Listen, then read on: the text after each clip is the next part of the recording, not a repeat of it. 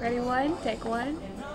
This is where Jamie Gilliard feels most comfortable, at the switcher in the control room. You know, when you grow up, you think about all the different jobs that you could do, and it's like one day you want to be a lawyer, one day you want to be, a doctor.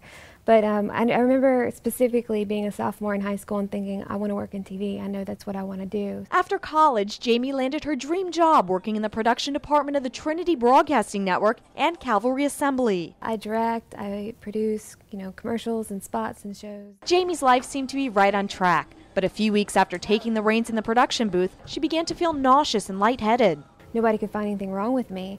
And so I was getting blood work done every month, and they were watching my counts go lower and lower, but they couldn't figure out what's wrong. The symptoms got worse. My heart would race really fast, and I couldn't breathe, and I was, just getting really dizzy and lightheaded, and it was a little scary, but I'm really stubborn, so I didn't go to the doctor right away, and I just kind of pushed through it a little bit. She eventually went back to the doctor. This time, they had a diagnosis. They said, well, it's either aplastic anemia or it's leukemia. And I was like, oh, okay. And they were like, well, we're going to hope for the aplastic anemia because that's the better option. Unfortunately, Jamie had leukemia, and doctors say her only chance for a cure is a bone marrow transplant. Bone marrow really isn't working, and therefore we need a new bone marrow from somebody else that can then generate new blood cells in her because her blood cells were abnormal. I just believe that if God's going to allow me to go through something like this, it's for a reason.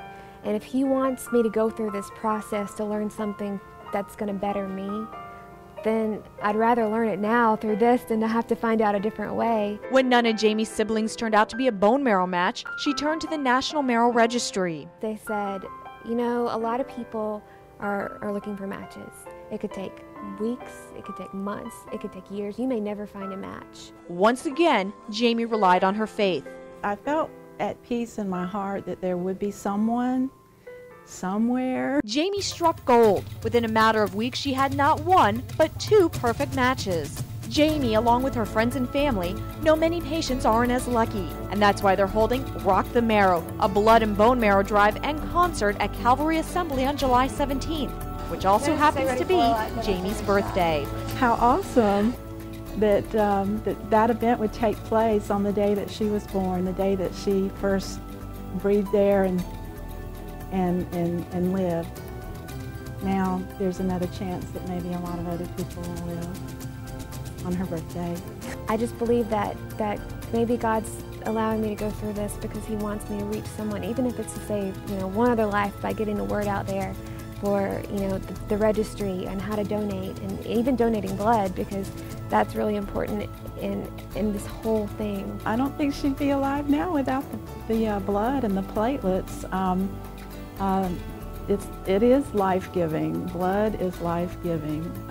We cannot survive without it. So it's so important to donate blood and platelets. Jesus talked about if you really loved, then your love turns to action.